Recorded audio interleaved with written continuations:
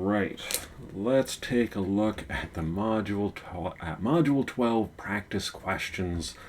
I've been having a bunch of technical difficulties, so this is like my millionth attempt at this, but hopefully that means that this time it will finally go smoothly.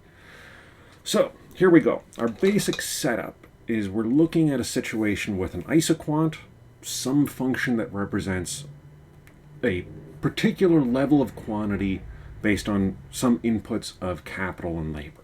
Right? Now we're simplifying a lot of things here.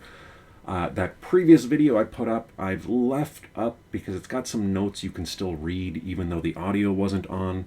But a lot of that overlaps with the unit video, so I'm going to try and skip over sort of the general stuff and jump right into solving this.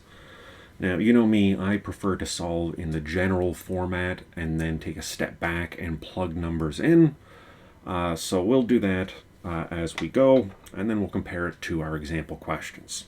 All right, so sorry, I got a little distracted there. We got an isoquant representing our production function, and this is, each of these isoquants is a set of combinations of capital and labor that give us the same level of output.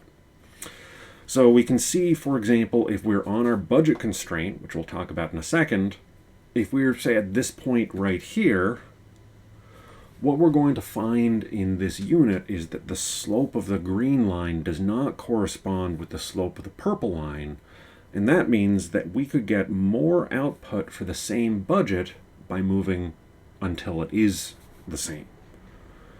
Our solution is going to be where this isoquant just hits our budget constraint, because this is basically like a hill where we get more production as we go up the hill.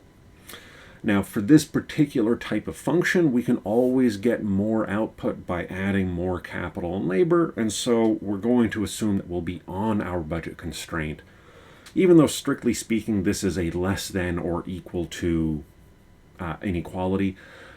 We'll deal with it as an equality. Under different conditions, we would question that, but in this case, we're dealing with functions that are mostly chosen so that they're well behaved and easy to work with. They're not necessarily realistic, but they get us practice with the basic concepts so we can deal with the logic.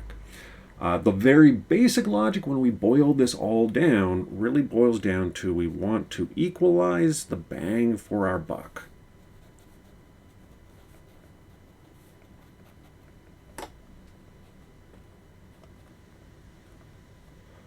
So the bang being represented by the impact on productivity, and the buck being our budget constraint.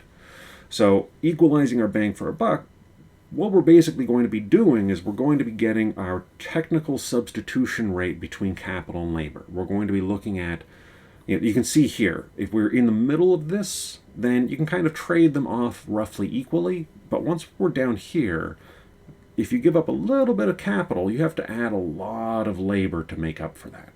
I haven't exactly drawn this correctly, but it should continue sort of asymptotically getting towards zero.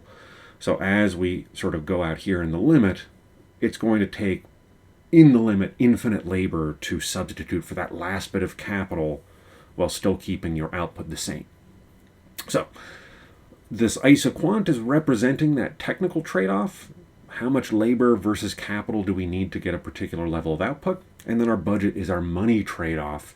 What happens to our spending? If we buy more capital, we've got to pay more of this rental rate of capital. If we hire more labor, we have to pay more wages. So we want to find this situation where we're trading off the relative cost of these two things, as represented by the price, against the productivity of these two things, which is embedded in these exponents here. All right, now, to solve this, we want to find where is dkdl from the budget equal to dkdl from the isoquant.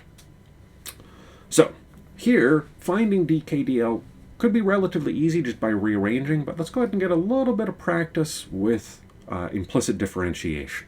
Right? So our basic premise here is each of these variables is implicitly a function of the other variable. if we're going to use more labor, we necessarily have less money to go into our capital. So even though capital is independent in some sense, within the context of this problem, it does depend on L, so it is a function of L. So let's go for dk dl. So we're going to say, what is d dl of this whole thing? So d dl of r times k, which we have said is implicitly a function of L, d dl of that, plus d dl of wage times labor equals d dl of our constant budget. So that part is going to be the easy one. This is just going to be 0. Nice. This ddl, how much does this change as we change L? It changes by W. Cool, we got the two easy parts. Now, how does this change as we change L? Now, directly, it doesn't, but we've got L inside, so we've got something where we can do some chain rule. So we're going to have R, we're going to get the derivative of this with respect to L. Hey, am I thinking about this right? We're going to do this chain rule. We're going to do, yeah. So I'm trying to do the math in my head, which I shouldn't do. So let's just make a little spot here, make a little mess. So ddl for r times k, we're essentially getting d dk and then dk dl. Yeah. Sorry, I'm flipping fractions upside down and backwards. So here we're going to be getting the function of the thing with respect to k, and then we're going to get the inside function using chain rule. So we're going to be left with the function of this with respect to k is just r, and then this is going to be times dk dl. Plus w equals 0, and this is going to be a nice, easy solve, rearrange stuff, and we're going to get dk dl equals negative w over r. Right, so it's a ratio of the wage to the rental rate of capital. It's negative because our budget constraint is downward sloping. Looks good. This is what we want. So let's go ahead and just, actually I should put the box around there. All right. So there's our first part of our solution. The next part is to solve here. So we want d dl of this whole mess. Let me make that just a little easier to read. d dl of this whole mess. Now, again, we know that this part is a constant, so it's just going to be 0. Now the rest is going to be a little bit easier if we kind of split this up and give it some simplified labels. So let's call this G, and we'll call this H. So we have a product function rule, and also since we're dealing with an implicit function, we've got a chain rule to follow. So this is going to boil down to G prime H plus H prime G, and we take this derivative with respect to L. And then we're going to be able to solve, and that'll be nice. But in between, we've got some algebra to deal with. So let's go ahead and specify if G is 10k to the alpha, G prime is going to be 10 times alpha times k to the alpha minus 1 times dk dl. Just for the sake of sanity, just put a little note. We're doing some chain rule here. Cool. And then for H, H is equal to L to the 1 minus alpha. H prime, in this case, is going to be nice and straightforward. 1 minus alpha times L to the 1 minus alpha minus 1 is going to simplify down to just minus alpha. Right? Just separate that a little bit. So 1 minus alpha minus 1 is the same as 1 minus 1 minus alpha. Well, 1 minus 1 is 0. 0 minus alpha is just minus alpha. Pause and write this stuff out if that doesn't fit into your head just yet. If it doesn't after 5 minutes, go for a walk, come back in 20 minutes, and I'm sure it'll click. All right, so we've got this stuff written out. Now we've got to plug this in, and then we're going to be solving for this. Now, this is, it's a little bit annoying, but we'll do it. I'm going to switch to pen just because it's a little bit easier to write this stuff out this way. We can read that. That's fine. All right, so 0 equals g prime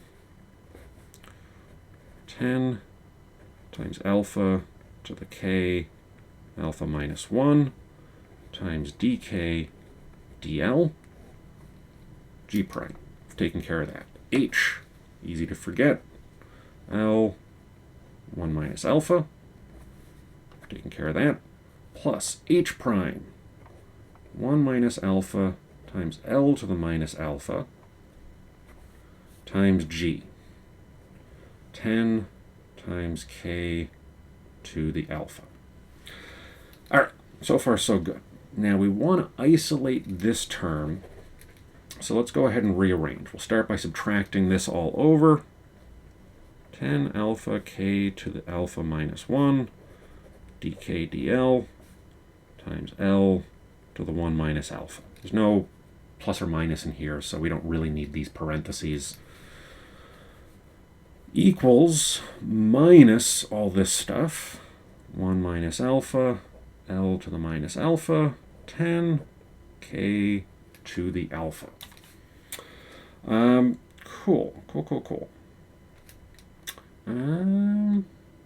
Yeah, now we've got some exponent terms that we can simplify here. So L to the minus alpha and K to the alpha, we could think of this as K over L all to the alpha. Now we've also got this L1 minus alpha.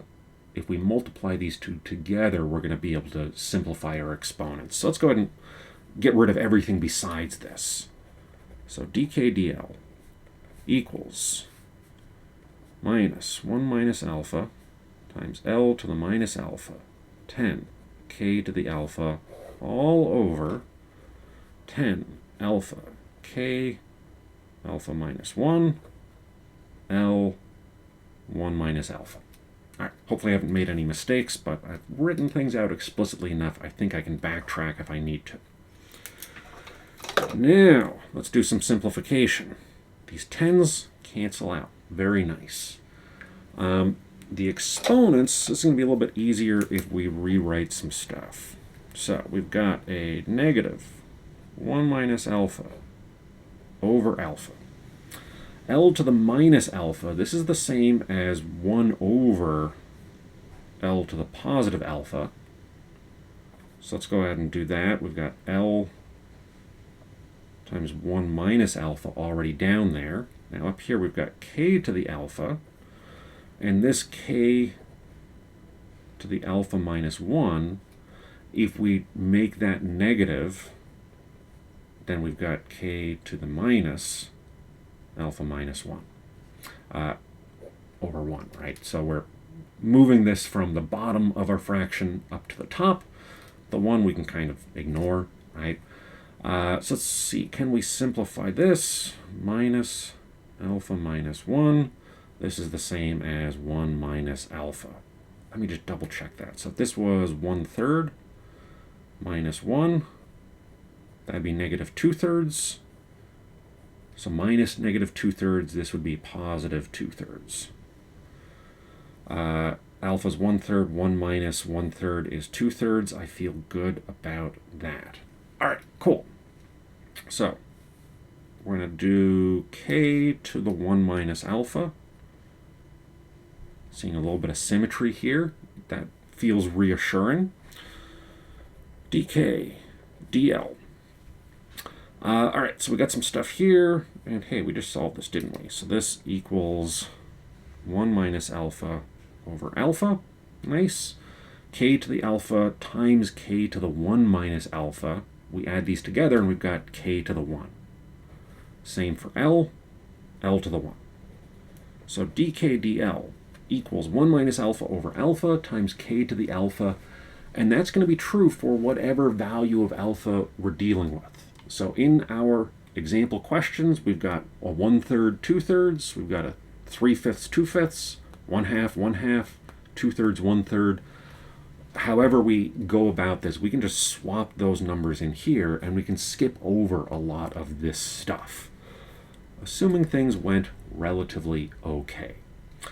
All right, so now we've got two forms of a derivative, and what we want to do is we want to put those together in a way that is going to be solvable for k and or for L.